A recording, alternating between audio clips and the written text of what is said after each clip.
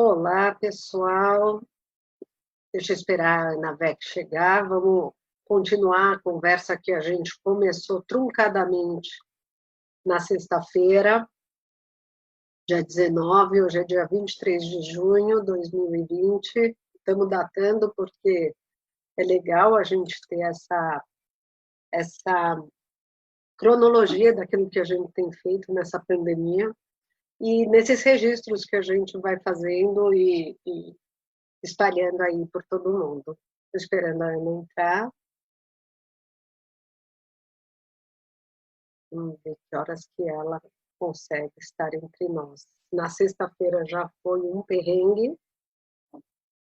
Chique. Cadê você, Ana?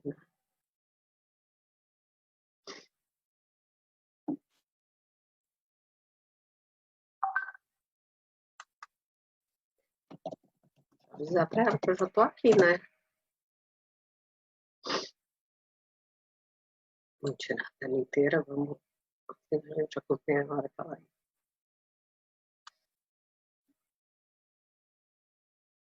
Ali. Pronto. Pronto, pessoal. Agora a Ana está entrando. Conseguimos! Não é que uma hora Você dá está certo. me ouvindo? Eu estou te Estou te vendo. ouvindo. Eu tô Você está me vendo? Não é maravilhoso? Estou falando, a Não, gente não é que pareceu duas patetas, mas a gente também, eu vou falar por mim, recebeu muitos elogios, porque a gente conseguiu segurar uma hora de conversa sem ninguém te ver. Então, assim, eu precisava te dar essa outra oportunidade das pessoas te conhecerem, quem não te conhece, mas principalmente de te ver, tudo bem?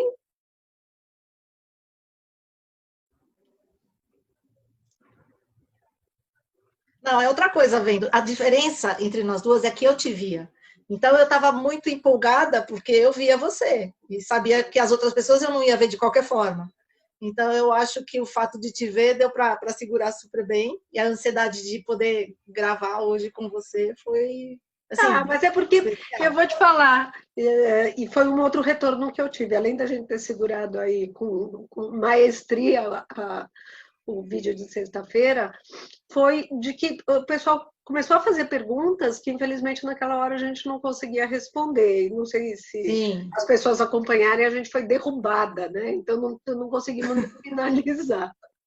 Então, eu queria também retomar algumas questões que depois o pessoal passou para a gente, e passou aqui no na live lá do Instagram, do meu Insta, para voltar nesse ponto tão importante, Ana, que é da responsabilidade dos projetos que a gente formata, né? A gente Sim. fica muito preocupada com aquilo que a gente vê no mercado como formatações que podem colocar a risco tanto o empresário quanto o parceiro, né? E a responsabilidade Sim. que a gente tem muito mais agora, eu acho, nesse momento durante a pandemia e no pós-pandemia, onde muita coisa vai ter que ser revista, muita coisa vai ter que ser reestruturada e muita coisa vai ter que ser reinventada, né? Sim. Como é que você vê essa questão realmente do papel da consultoria em termos de responsabilidade por aquilo que está levantando, né? Na hora que você é Sim. contratada. Me conta como você vê. Eu acho que independente do momento, essa responsabilidade ela é fundamental para a relação. Primeiro, até eu acho que primeiro a relação que a gente tem com o cliente. Por consequência, o nome e a credibilidade que a gente adquire e transmite, né? Então, independente do momento, em momento de vacas gordas, o mercado fica muito animado, fica muito pujante, e aí parece que tudo vai dar certo, independente do que é que. E aí, assim, nunca vai ter uma crise, nunca vai ter um problema, e vai ser tudo maravilhoso. E a gente, como consultor, advogado, temos que ser extremamente cautelosos, porque sempre tem um day after, sempre tem alguma coisa que foge do controle do empresário. Nos momentos de crise, tem uma questão que é a gente acolher o cliente, nas redes de franquia acolher a rede, o franqueador, na indústria, as equipes. Então, assim, em toda a cadeia de valor, a responsabilidade num momento de crise deste tamanho, primeiro foi acolher e dizer, a gente vai achar uma solução. E aí, se a gente não for achar uma solução, é deixar claro que de alguma forma, já não dá tempo mais para achar uma solução, né? Então, tem aqueles que eu disse agora, e que estão chegando agora, e que perceberam algumas oportunidades, mas que perdeu um pouquinho o timing. Então, essa questão da sinceridade, da transparência, ela é vital nessa relação. Explica um pouco o que você tem visto, Ana, agora, nesses dias de hoje, nesse mês agora de junho, onde a economia, enfim, parece que está dando aí sinais de retomada, alguns shoppings já abriram, alguns vão fechar, outros ainda vão abrir. Como é que está o empresário? Né? Principalmente os donos de marca, os donos de fábricas, que, enfim, fazem parte dessa cadeia produtiva, com essa insegurança do abre e fecha, e então, com que canal que eu vou, se eu torno definitivo o canal provisório, se não dá mais tempo de levantar alguma coisa ou de pensar. Como é que você vê este momento de hoje? Então, as indústrias, elas sempre vieram buscando, pelo menos nesses 30 anos de atuação, minha atuação como consultora, a indústria sempre procurou novos canais e novas formas de atuação. Lógico que de uma maneira mais lenta, né? Porque é uma estrutura muito grande, né? pesada, É um transatlântico. Mas a indústria, então, por exemplo, os projetos de indústria que eu estou fazendo hoje, tem um deles que eu falei, caramba, mas assim, eram mais 20 dias. A gente lançava, a gente vai lançar, mas vai parecer que é por causa da pandemia. Então, uma nova estrutura, lidando com o varejo. Então, é uma indústria que está indo para a monomarca, trabalhando, sendo uma guide store, com um clube de assinatura.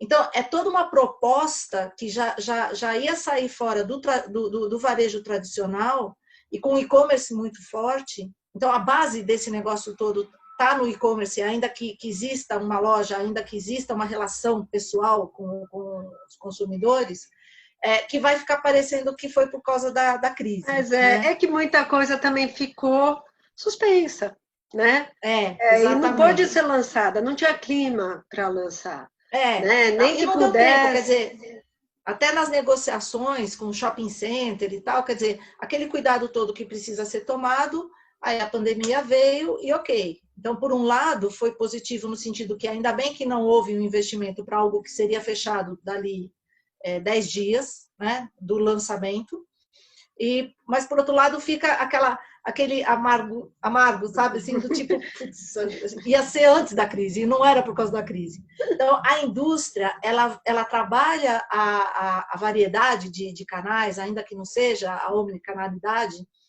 mas ela vem mais preparada para adequação para o mercado que ela pode atender. O varejo sofreu demais, e esse empresário, dependendo do setor dele e dos canais que ele já vinha trabalhando, esse apanhou, esse sofreu muito. E aí, se a gente tem desenho... uma unidade só, ou uma única operação, né? Sim, às vezes muito aí, sólida, mas é uma só. E se é uma operação totalmente física, com pouco digital, ela teve que se adequar. E tirando, se a gente tem a pirâmide, né? Então, assim, no topo da pirâmide estão aqueles que têm vários canais, que já tinham o digital muito forte, o e-commerce, sem falar naqueles que têm várias marcas e tal. Aí, no meio, você tem aqueles que estavam indo bem, progredindo, evoluindo o seu sistema, a sua gestão, trazendo a tecnologia, e a gente teve que acelerar, né? Agora, se ele conta com a consultoria que tem essa visão de integração de canais, do relacionamento com o cliente, e que ele tem alguém que está pensando na estratégia. Então, dava tempo dele sofrer, dava tempo, se ele tem uma rede ou várias unidades dele, dos gerentes e dos franqueados entrarem em estado de choque, E aí, assim, a gente não pode entrar em estado de choque. A gente não teve tempo de estar em estado de choque. Eu não estou cansada de ficar em casa, trabalhando em casa, porque, assim, 15 horas por dia, pensando e tirando os empresários do estado de choque. Da paralisia e da loucura de sair fazendo, sabe, assim, do tipo, vou cometer loucura. Eu não tenho mais nada a perder. Não, você tem muito a perder. Para, agora é que você não pode perder, né?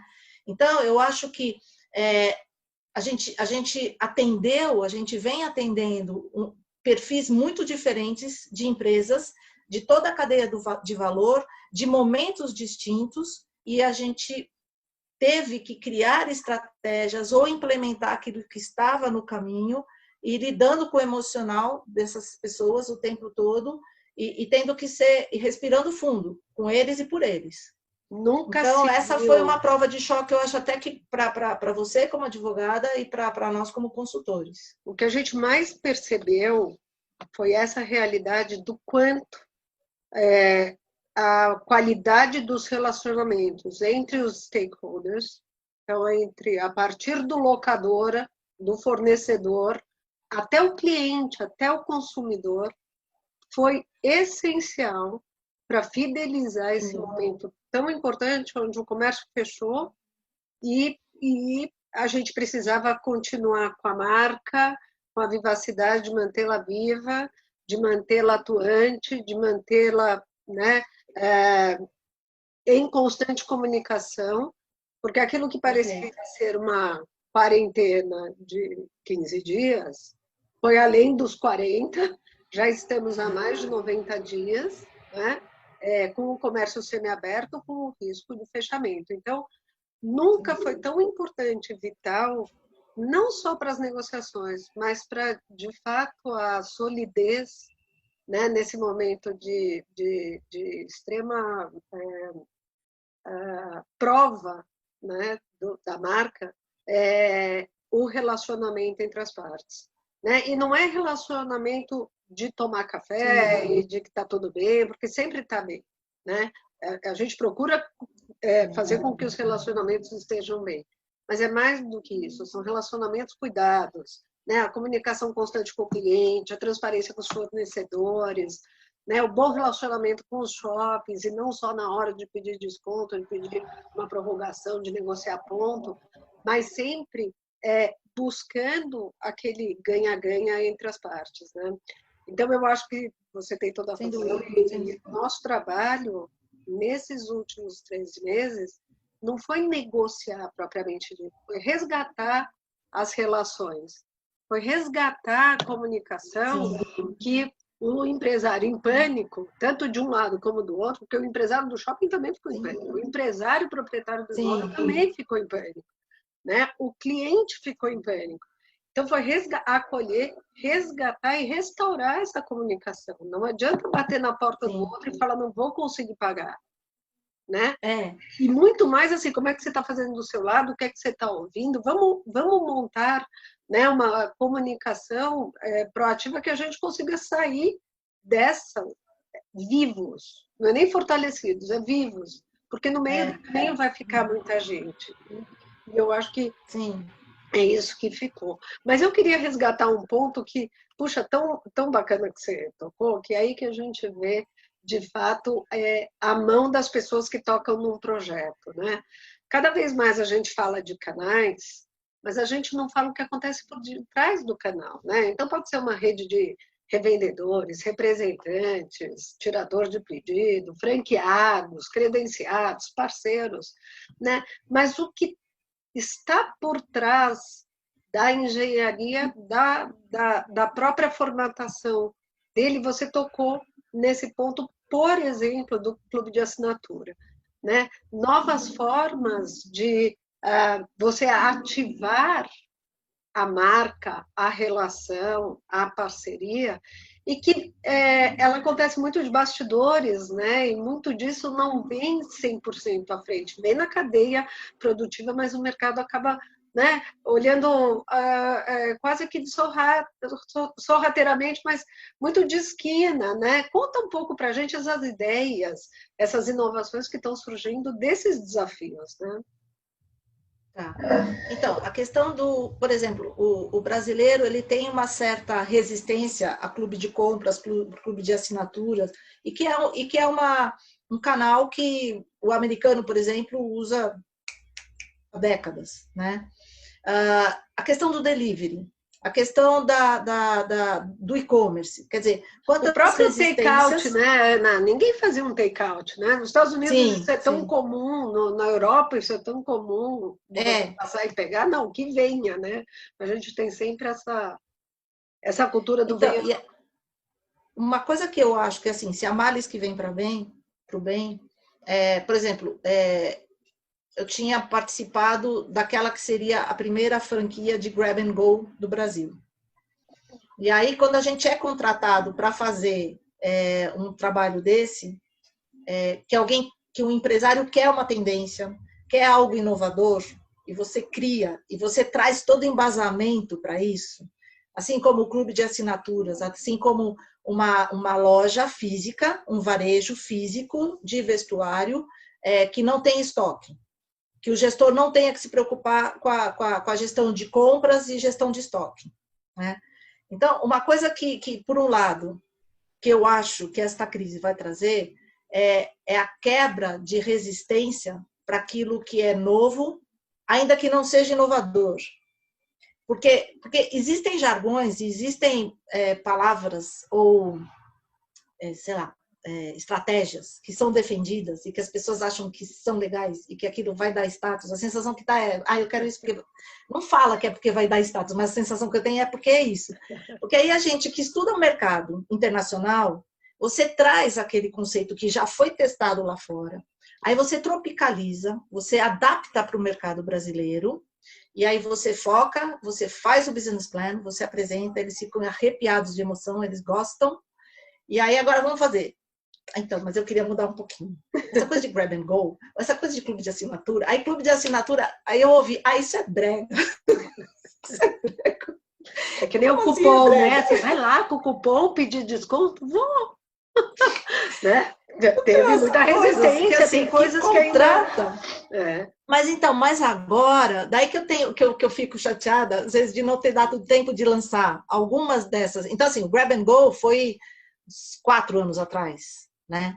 E que aí não virou, né? Que não virou por um receio e por uma preocupação, ainda que a unidade piloto tenha dado certo, mas assim, como é que eu vou fazer isso? E aí tem que voltar à cultura daquela empresa, o DNA daquela empresa. É isso aí. Então, o romper, num sentido positivo, o DNA, a cultura, por um perfil de público e de mercado, mas que aí, assim, existe toda uma indústria por trás disso, que dá para sustentar legal, como o canal Um Grab and Go, deixou passar. Aí, de repente, você vai para o aeroporto e tem 2, 3 marcas, inclusive uma delas que chama Grab and Go. Fala, caramba, né? Deixou passar. E aí, a hora que vier, já veio depois. A questão do clube de assinatura, na verdade, ele vem mais forte como um clube de compras. Então, o clube de compras ele é mais conhecido, reconhecido e já usado no mercado brasileiro. E o de assinatura, existe um ou outro setor que usa, mas aí tende o consumidor e o próprio empresário tende a achar que é só aquele o caminho. Então, a gente tem que encontrar a estratégia, o suporte, a estrutura, a tecnologia e trabalhar muito o mindset desse empresário, ainda que seja da indústria ou de um grande varejo, para a gente trazer isso como opção. E aí, com esta crise que vem agora, em 2 palitos ele fala, putz, essa é a atacada, você estava coberta de razão, né? Então, eu fico triste que exista uma crise, muito. Né? Eu não quero passar a vida falando dela, ainda que a gente vá fazer parte da história do mundo. Né? Um dia vão estudar, a gente vai lembrar, vão perguntar, você estava lá? Estava, vocês eu viram? penso assim, que nem a gente fala dos nossos avós na guerra, assim, os nossos netos vão falar, não, minha avó estava lá, então, eu vi minha avó falar. Não. Então, assim, o lado infeliz é o que todo mundo está passando, né? O medo, a fragilidade, a doença, a ameaça, né? Por outro lado, estrategicamente e empresarialmente, ela vai turbinar alguns canais, ela já está turbinando e ela vai criar demanda para alguns canais que existia alguma resistência. Então, com isso, a gente consegue efetivamente fazer a diferença. E eu acho Agora, que você como advogada e eu como consultora, diferente de um pintor de quadro e de um arquiteto, a gente assina o projeto, só que ninguém fica sabendo. Esse é o ônus de trabalhar tão de bastidores, né? Mas eu acho que ainda tem a grande vantagem, assim, os projetos acabam sendo referenciados, né? Quando Sem nos dúvida. procuram, assim, eu sei que você fez o contrato, ou o projeto, ou a formatação, o pessoal falou de você, indicou. De novo, as pessoas não sabem exatamente o que a gente fez, mas sabem que deu certo. Né? Sabe o que a gente fez. Sabe que deu certo. O que quer que a gente tenha feito, deu certo. Isso Exato. E muitas vezes a gente vê projetos super bem feitos que, na mão da empresa, por falta de acompanhamento, por troca de equipe, acaba perdendo a continuidade, né? Você percebe que aquilo que dá para mudar um pouquinho, depois lá na frente muda um pouquinho e ele perde a consistência, né? Sim. Você acompanha muito a implantação do projeto e a vida desse projeto, pelo menos a curto prazo, Ana? Como é que você faz para garantir que aquilo que, né, que foi tão cuidadosamente formatado, pensado, né, desde a estratégia até a colocação do projeto em ação, vai ter os resultados, não digo possíveis, mas previsíveis, né, estruturados para tanto?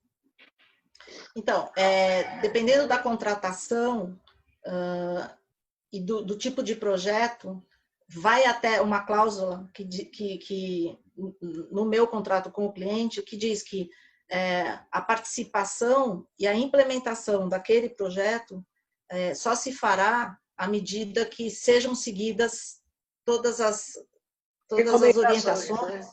As recomendações, as sugestões e aquilo que a gente tenha proposto, né? Que eu tenha proposto e que eu trouxe embasamento para isso, né? Então, porque assim, o mudar um pouquinho pode destruir, né? Dependendo do pouquinho que e do que estamos falando. Eu não sei se você percebe isso, eu tenho muito isso no nosso dia a dia, né? Puxa, eu vi a cláusula tal, seja de sucessão, seja de repasse, mas ultimamente, muito mais, eu sei que aquela rede tem uma opção de compra para comprar a unidade franqueada, para botar todas as franquias para dentro, e eu copiei aqui, eu queria que você inserisse isso no meu contrato. A pessoa não sabe, às vezes, muito até o impacto desta uma cláusula, né, no projeto inteiro dela. Sim. Né? Sim. E às vezes esse olhar no projeto do outro e se inspirar, tem que ter esse olhar também que o outro não é você. Que o outro não tem as mesmas demandas, não estão no mesmo contexto, não tem o mesmo colchão, né, às vezes financeiro, para ajustar eventualmente um projeto que saiu do prumo. Então, eu fico muito preocupada quando as pessoas se inspiram e já trazem o projeto, olha, é isso aqui que eu quero, né? Porque isso aqui deu certo em outra rede. Você vê bastante isso também? Porque com a gente... Não, sem dúvida, sem dúvida. Não, eu já não recebi, eu quero fazer um projeto desse e que eu não sei de onde que conseguiram copiar um material do McDonald's e queria meio que substituísse sanduíche por carro. Isso. Era uma coisa muito simples, eu quero isso. Mas era assim, só um controle.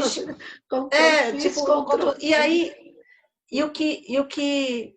Então, sim, existe. É muito simples. Às vezes, a questão do projeto, você faz a proposta que tem o business plan, que parte de uma análise, se o negócio existe, parte da análise desse negócio, do entendimento em que contexto esse negócio está vivendo, quais são os diferenciais, e aí aquela coisa da análise SWOT, quais são os pontos positivos, críticos, quais são as fragilidades e tal. E aí a gente analisa isso tudo para partir, aí analisa a concorrência, analisa como é que o mercado recebe esse produto ou esse serviço para traçar o planejamento estratégico. E aí depois você faz a implementação disso com a estruturação dessa empresa, com a definição dos processos, os procedimentos, os indicadores, o que sustenta essa nova estrutura em termos de tecnologia, de equipe, e projeto arquitetônico, identidade visual, o que seja, e que cada coisa dessa que eu coloco na proposta é uma peça de um quebra-cabeça que tem que se encaixar. Aí, assim, não, eu tenho um sobrinho que acabou de se formar em arquitetura. Ok, ele é fantástico, mas ele não sabe trabalhar em rede ainda. Ah, eu tenho o meu marido fez direito lá no interior de não sei de onde, em 1963. E ele nunca atuou, mas ele gosta. E agora ele está querendo parar, ele cuidaria aí da circular de oferta, do contrato, da Constituição, sabe? Então, assim, economizar em coisas. E a hora que você está construindo uma empresa que vai expandir, que vai escalar, não dá para economizar em alfinete. Porque aí sim, são peças que não se unem. Então, eu tenho uma preocupação muito grande. Ele é multidisciplinar, né? Não adianta você pensar só na consultoria enquanto estratégia, enquanto formato, enquanto desenho, mas também em todo o resto que compõe aquele cenário, como você falou. Então, assim, eu não sou a arquitetura, a logística, a parte jurídica, a estrutura societária, a parte fiscal, né? Porque se você monta uma coisa incrível... Eu não sou... Eu trabalho como um guarda-chuva. Eu sou um guarda-chuva. E eu preciso, como um guarda-chuva, das hastes que sustentem o paninho do guarda-chuva. Então, você é o jurídico, tem o outro que é o arquiteto, tem outro que é... Então, assim, a gente estrutura isso conjuntamente para que possa colocar o bloco na rua e esse bloco ser campeão. Qualquer peça dessa, qualquer hastezinha de um guarda-chuva que quebrar, ele não funciona como um guarda-chuva e nem como peça de decoração. Ele não funciona. Vai fazer a chuva cair na cabeça e você vai pegar um resfriado, uma gripe, não sei o que tá. Então, vai se molhar. No mínimo, vai se molhar. E uma preocupação que eu tenho, quer dizer, eu graças a Deus, aos 30 anos de labuta muito responsável, eu não preciso prospectar. Graças a Deus, tá? Todos os anjos me ouçam. Então, vem por indicação. Mas eu tenho a preocupação de que esse possível cliente não ache que eu estou querendo vender mais, que eu estou querendo empurrar o que não é necessário. Então, mostrar para ele, trazer a equipe junto, trazer os profissionais. Por que eu estou indicando André Aurico para fazer o jurídico? Por que eu estou indicando tal arquiteto ou arquiteta para fazer? Porque até na questão de arquitetura, eu consigo perceber quem é o arquiteto ou a arquiteta que tem mais a cara daquele cliente. Eu apresento 2 ou 3, mas lá dentro eu sei quem é que vai entregar aquilo que precisa, ao valor de investimento que é possível e que vai trazer a identidade visual e a uniformização que eu preciso para aquele conceito. Né? Então, existe sim a solicitação de Ctrl+C, Ctrl+V, eu falo, vai para o Google que tem, baratinho, se você já paga a internet já está legal. Tem gente que vem negociar e que fala que está negociando com outras empresas, que eu falo assim, você... acho legal, acho que esse é o seu caminho, para não dizer que me ofende. Né? E tem coisa que é inegociável. Então, assim, não quero ser... não é a questão da minha hora de trabalho, é a questão de eu entregar algo que eu não acredito. Então, eu não vou fazer. Se eu não acredito, eu não vou fazer. Acho que não é a questão da negociação de valor. Ninguém se sente... não é desafiado a palavra, instigado a apresentar um projeto, né, que não tenha começo, meio e fim. A gente sabe que o mercado está bastante comprometido em termos financeiros, mas não adianta você fatiar muita coisa, porque, de novo, um pedaço parte de um todo, né? E o todo vai fazer falta. A gente percebeu isso com muita clareza nessa época que, infelizmente, botou todo mundo às pressas de montar novos canais e de não é só montar o e-commerce. Muita gente não teve condição de montar o e-commerce e se juntou a outras plataformas, foi se acoplar lá em outro lugar. Mas toda a parte de logística, e não considerou a logística reversa, porque esse produto, por várias razões, pode voltar. Pode voltar, e pode ter troca, e pode ter devolução. Sem dúvida. O que a gente mais tem visto, infelizmente, na parte jurídica deste e-commerce, é um produto incrível, com uma marca incrível, que tinha um ponto de venda incrível, ser entregue amassado, amassarucado, né? Com todo um descuido, com todo um improviso que o cliente recebe, seja um presente ou não, e fala, nossa, né? Puxa, porque, de novo, o processo de compra não é o produto. É todo um processo que vai acabar lá na mão do consumidor. E aí o pós-atendimento. Né? E apesar de ninguém, ou a maior parte das empresas, estar com o comércio fechado, né? E ter tempo, e eu digo tempo porque está todo mundo tão realmente afobado e ocupado em desenvolver ferramentas, entender o que está acontecendo, em negociar com fornecedores e com os funcionários, enfim, ver como é que tira o nariz disso, não está dedicando tempo para o negócio que mal está no ar, está funcionando, está mantendo a marca viva. Mas a que preço? Porque, de novo, faz aí do jeito que dá, porque a gente está sem dinheiro para investir, é fato, mas vamos fazendo e vamos consertando. Não tem problema nenhum. Eu acho que, de novo, você tem toda a razão. A pandemia trouxe essa condescendência, né? Essa tolerância. Tá todo mundo, deveria estar todo mundo entendendo que as pessoas estão fazendo do jeito que dá. Mas isso precisa consertar. Isso precisa ser colocado de uma forma mais a longo prazo. Então, eu tenho falado muito, e eu não gosto dessa palavra do novo normal, mas o normal é hoje. É hoje. Hoje estamos normal. Este é o nosso normal. Essa é a nossa rotina. Né? Fazer reuniões que a gente fazia pessoalmente, agora a gente faz no vídeo. Fazer, de repente, um café da manhã que a gente fazia pessoalmente, faz por aqui. Né? Bater papo e compartilhar as nossas experiências, agora a gente faz por aqui. Não precisamos de outras formas.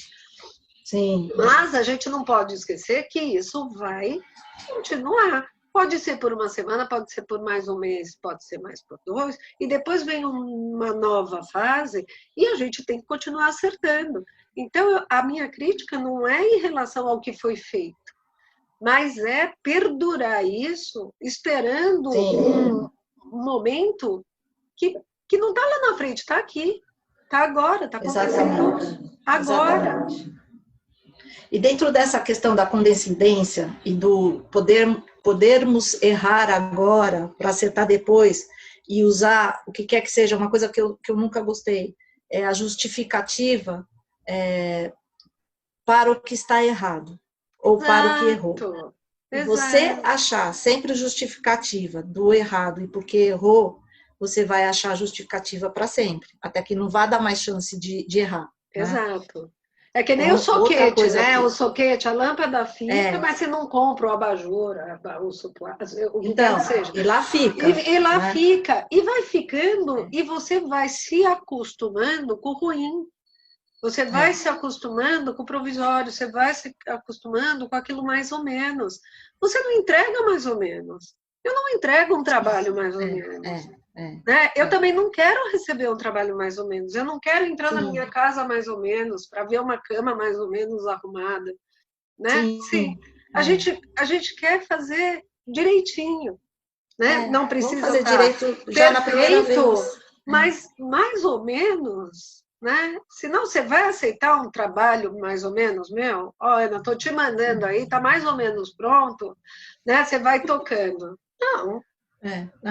Não dá. É melhor dizer que vai atrasar para fazer melhor do que vai entregar no prazo. É isso. Meia boca, do que fazer meia boca. Então, assim, eu acho que com certeza as coisas foram colocadas por uma emergência de atender um mercado que precisava ser atendido naquele momento dentro daquelas circunstâncias.